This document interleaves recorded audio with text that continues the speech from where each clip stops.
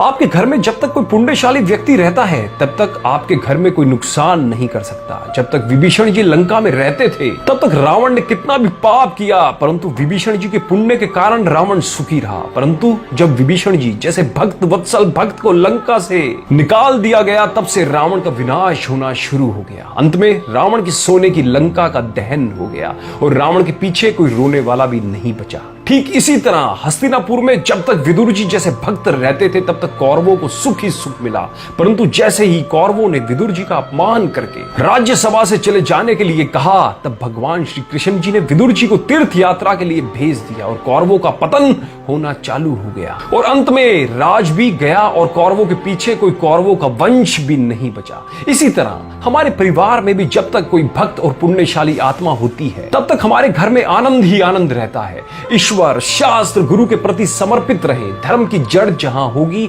वहां अशुभ कर्म आने से डरेंगे। कभी किसी का अपमान मत करिए, क्योंकि अपमान का घाव कभी नहीं भरता। हो सकता है आज आप जिसका अपमान कर रहे हैं कल उसी के सामने आपको झुकना पड़े।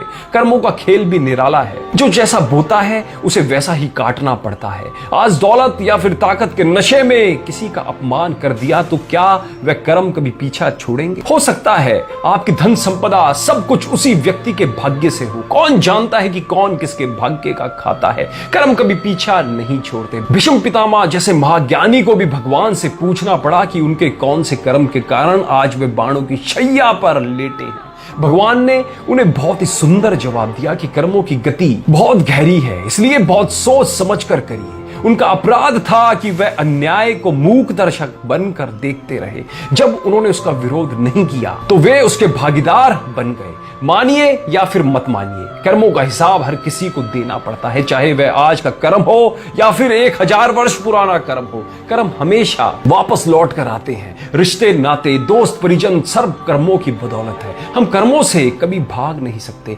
भगवान ने गीता में कहा है कि कर्मों की गति बड़ी गहन है। साधु हो या फिर संत सब इसके जाल में फंसे हुए हैं।